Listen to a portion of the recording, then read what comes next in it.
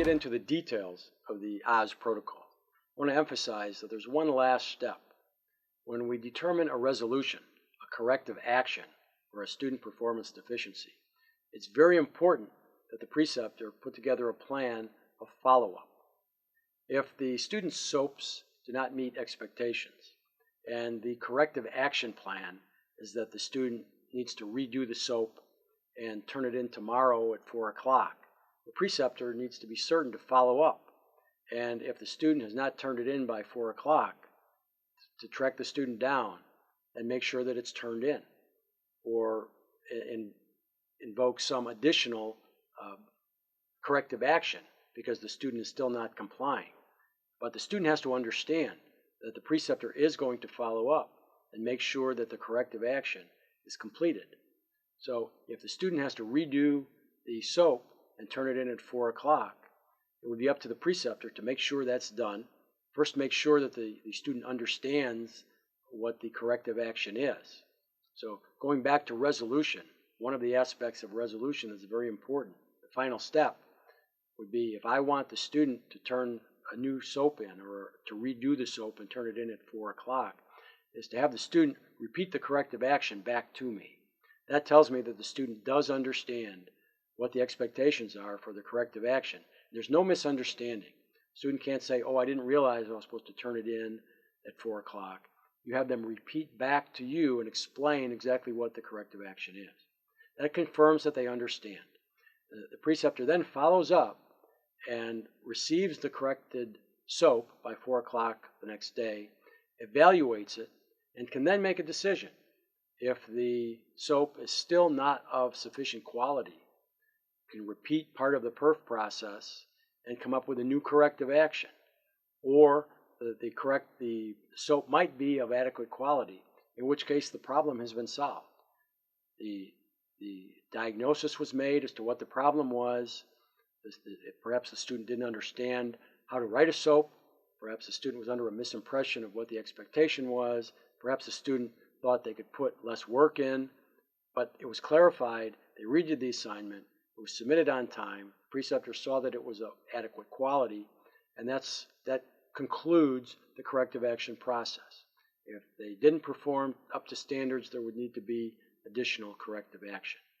But the key to this whole process, other than good communication through the perception and expectation discussions, is the Oz protocol. Because the Oz protocol defines how to diagnose the problem. So let's take a closer look at the details of the Oz protocol.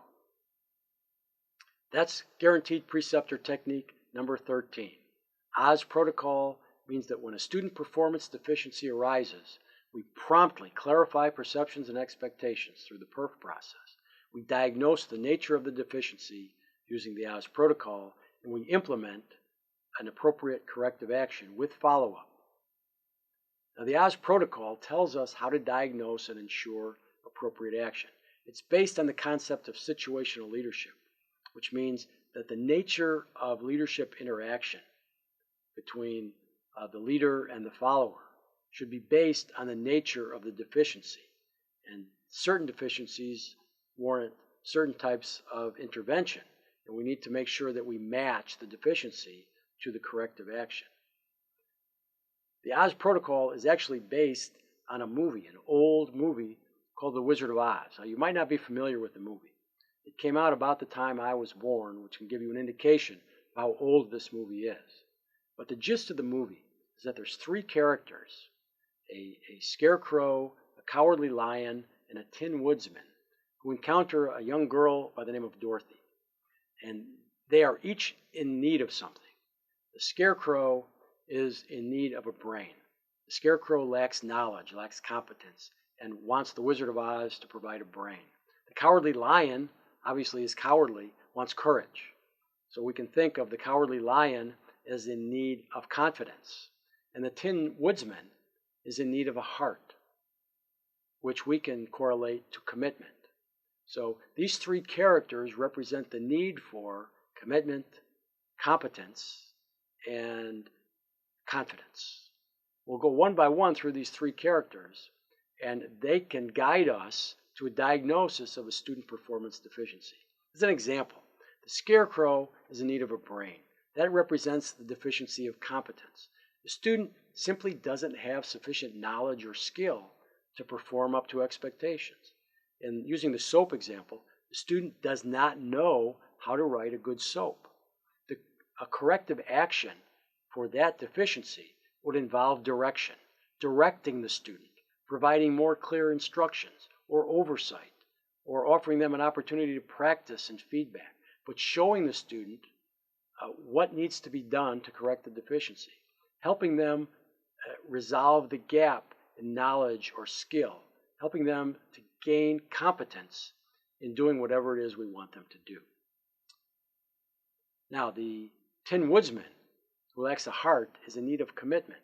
So if the problem is not one of competence, the student knows how to write a good soap note, but the student lacks commitment. The student doesn't seem to care about writing a good soap note, perhaps doesn't understand the importance of a pharmacist being able to soap a patient.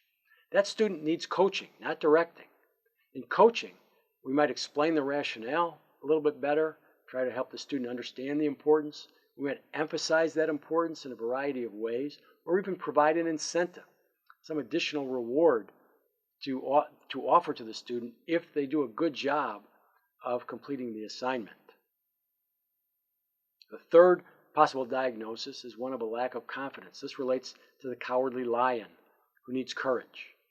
Now, if it's not a problem of competence, the student knows how to write a soap. They're committed to writing a good soap, but they fear that they don't have the ability to write a good soap, and they're hesitant for that reason.